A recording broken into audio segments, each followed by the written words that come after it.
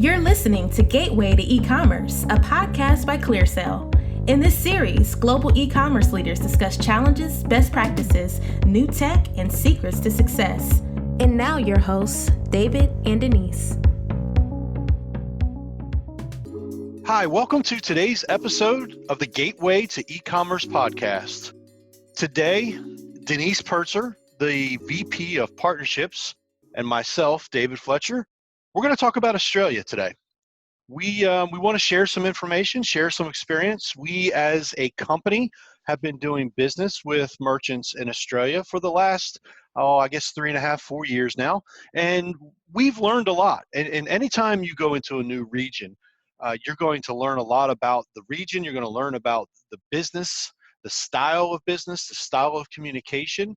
And so one of the things that Denise and I want to do today is we're going to go ahead and share some of the experiences that we've had. We're going to talk about some of the buying behaviors, what the e-commerce business looks like in Australia. We're going to share with you some of the differences and also share with you some of the things that aren't as different as you would think.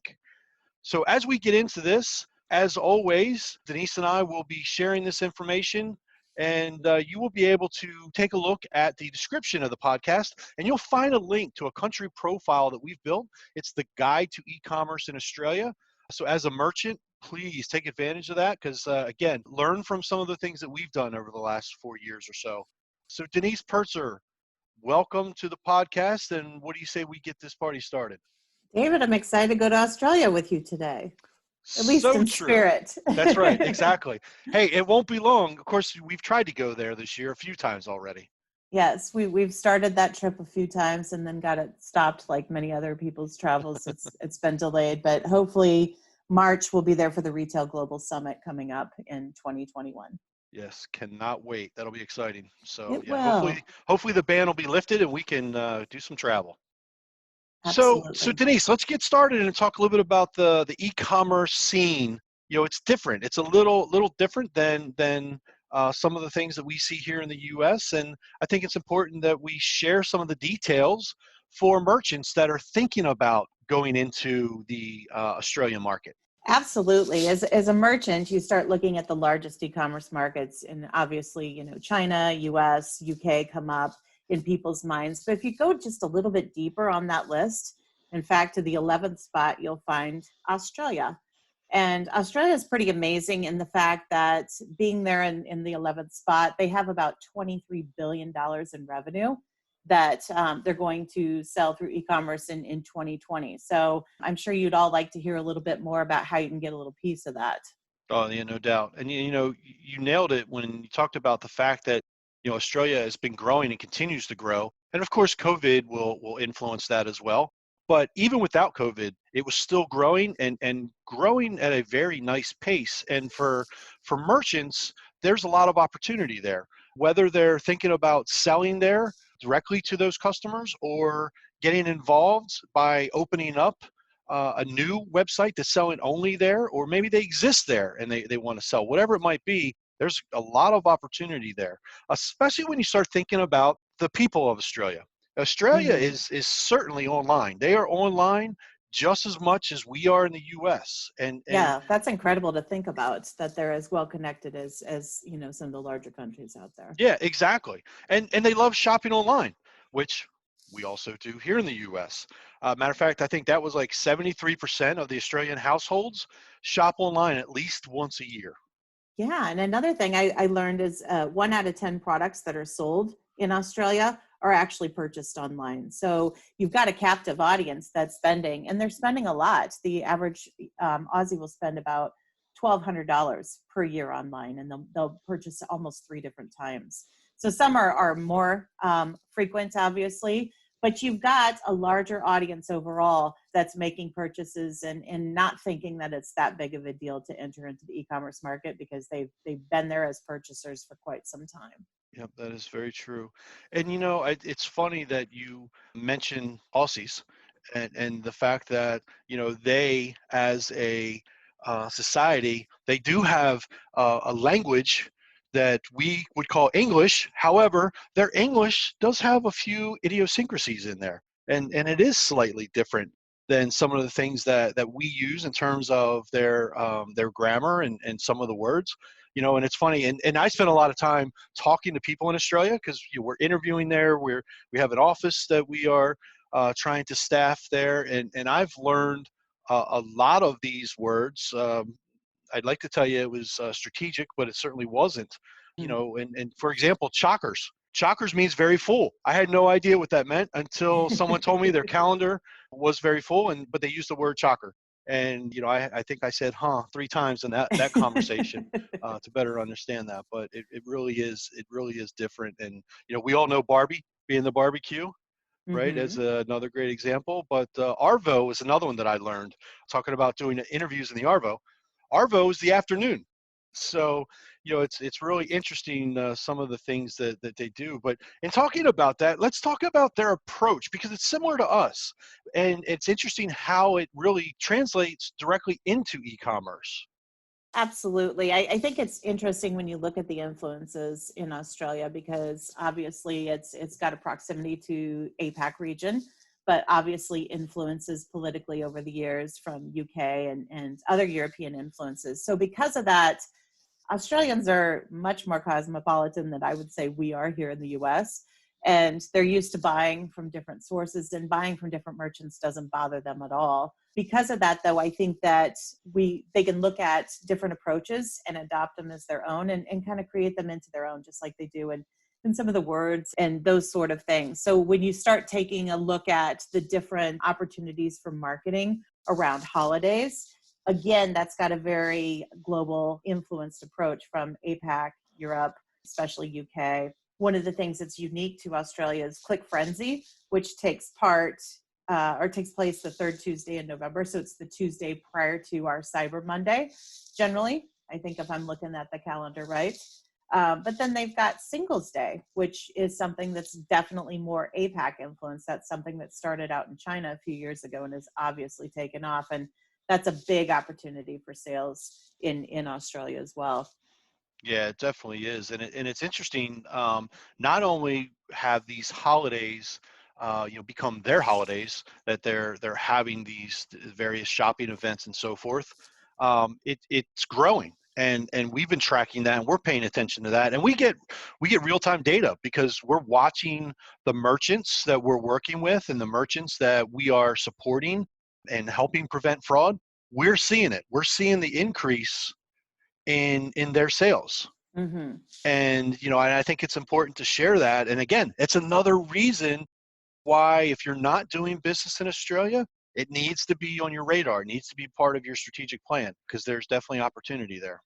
That's absolutely right. So you've got these spikes in sales. Does that mean there's going to be more fraud coming along with that? And I think that's something that naturally goes, it's with the good comes the bad sometimes. Right. And, having new country, new sales opportunities, you don't always know as a merchant if that's a valid sale and what you should do with it. I think that when you look at Australian fraud as a whole, it's about 2.5 times higher than US fraud is what we're finding. And that's backed by findings from the Merchant Risk Council as well, which we work with very closely. Because of that, I think that, there's some other things that merchants should consider. What do you think? Yeah, absolutely. Because when they're talking about losing roughly 1.3% of their e-commerce revenue to global fraud, comparing that to the American merchants that are typically around 0.5%, 0.5%, there's definitely some issues there. And they have been targets, and we know that from our experience with some of the merchants that we work with. And I wonder, and this is something that we've talked about internally, due to the fact that Australians prefer shopping with their phones. They do a lot of the transactions on mobile devices. And we've had this conversation with the analytics team. 41% of them will make the purchase over the cell phone versus a computer or a laptop. And so when you're looking at those numbers, that they're pretty high, and so that changes the fraud prevention landscape when it becomes Changes the a dynamics for mobile. sure. Correct. Yeah. And so, and part of that is their culture, and that's their style. And those are things that merchants need to be aware of and really pay attention to, because fraud is growing. And look, anytime business is growing, fraud is going to be growing too. And when you're having more success, especially as a merchant that is having success in terms of growing the business, and it's growing exponentially in a short period of time, fraudsters know that that's a good target. There's going to be some weaknesses in that business flow, and they know that there's a good chance they can get through. They can sneak through. They can test cards. They can even just go in there and make large purchases. To kind of pass that on to the black market or wherever. And that's something that every merchant needs to be aware of right now. That's so true. And I think you couple that with the types of products that are being bought online, whether it's, I mean, I think this is a global thing. Electronics are one of the Aussie's top categories for purchases. We see that globally as well. And then, of course, electronics have a higher price point. So that's, again, another thing that fraudsters glom onto and try to take advantage of, that higher AOV and that resellability of that product. Right. Some other categories that Aussies are also keen to buying online would be cosmetics and apparel. And again, those are things that fraudsters like to jump onto. So Yeah, they do. They definitely do, because it's easier for them. And look, the fraudsters are running a business just like the merchants trying to run a business. It's not it's just not legal.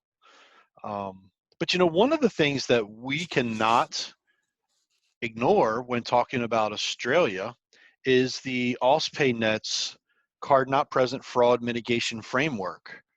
And yeah, this is something that the I guess it would be through the government. They put this together and put this framework in place. And this just happened last year. It was last summer, as a matter of fact, I believe it came out.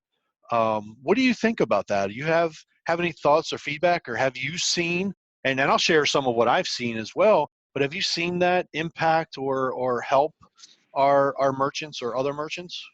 yeah. So I think when we compare it to like PSD2 or the Payment Services Directive that's going on in Europe right now, it's still so early, right? And there are still so many things being worked out. And rarely does an organization, especially a self-regulatory organization, get things right directly from the get-go.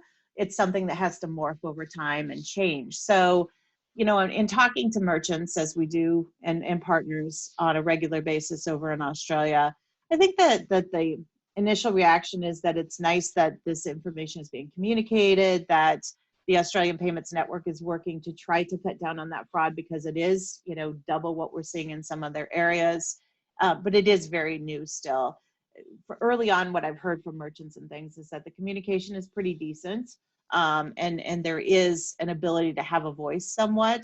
So those are all things that add up to success in the end, if we're all working together to try to fight that. Yeah, very true. And I think it's important. We should probably, for those that are not familiar with the fraud mitigation framework, is just share a little bit of the details of that.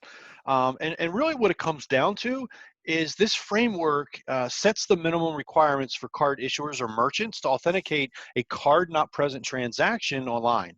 And Mhm. that's really the bulk of it. But when you think about the framework itself, it's really trying to put something in place to help the merchants in Australia, to help Exactly. them better understand and be prepared to prevent fraud.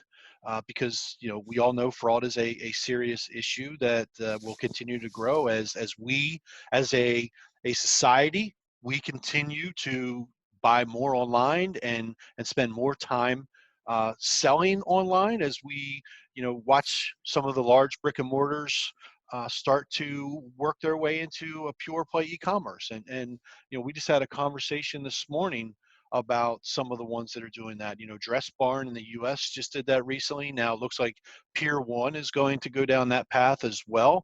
And there's going to be a lot more going down that path. We know Mhm. that, and we've heard some of these brick and mortars talking about that. So the fact that the Australian government has stepped in and said, hey, look, we want to provide you with some of these details and help you, by putting these what we would call best practices in place. I think that's a great start, but it's not the solution. It's not the full solution.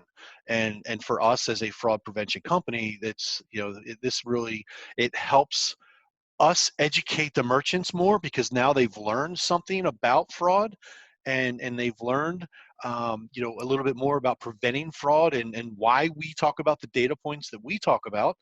But it really, it's something that, it's a great starting point, and I love the fact that Australia has done this, but it's not enough. And there is that false sense of security for some of the merchants that we've had conversations with, and they say, well, how are you going to be different? And that Mhm. was a conversation that one of our reps, Brian, literally just had last week, where the merchant came back and said, right now with the framework that I'm using and I'm aware of, I think that I will have this under control. And during the 2 weeks that we went back and forth with them, they had a couple of major fraud attacks, and they quickly realized that, okay, yes, we have our framework in place and we're trying to prevent fraud, but it's not enough.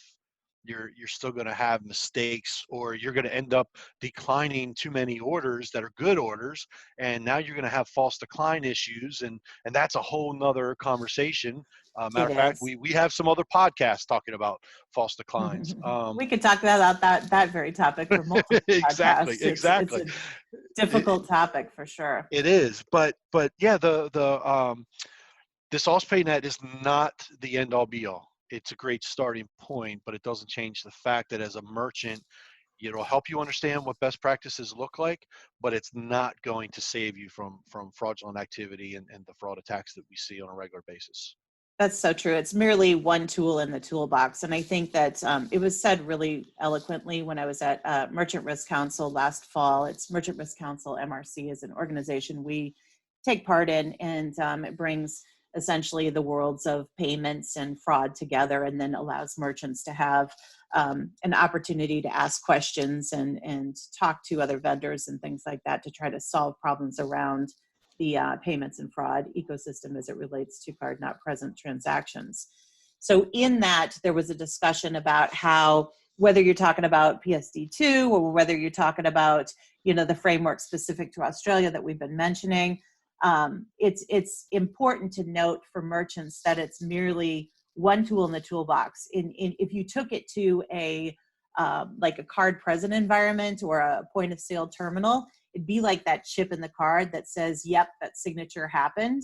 But that doesn't alleviate the merchant from other parts of fraud that can sneak in and will sneak in, because fraudsters are always trying to stay ahead of the game. So while it gives you that signature and it might allow you to not have to be liable for that sale because of that signature, there are other potential fraud factors coming in, and those are things that could hurt you in the long run. So it's really a multi-tool approach that you have to take as a merchant to make sure that you're covering everything.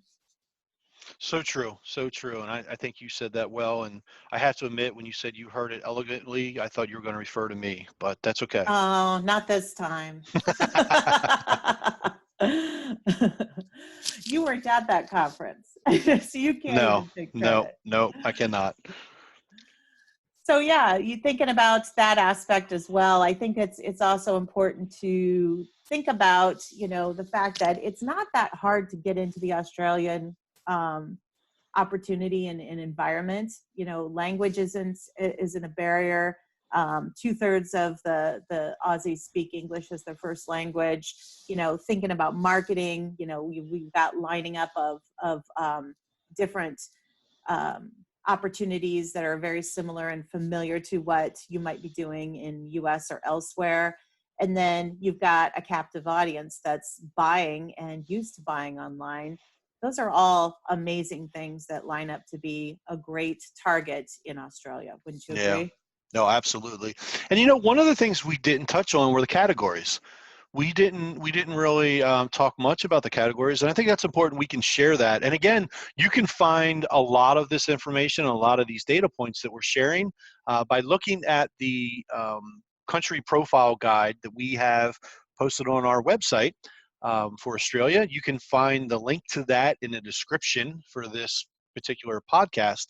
But one of the top items is clothing, the apparel. And we see that's pretty similar in most areas.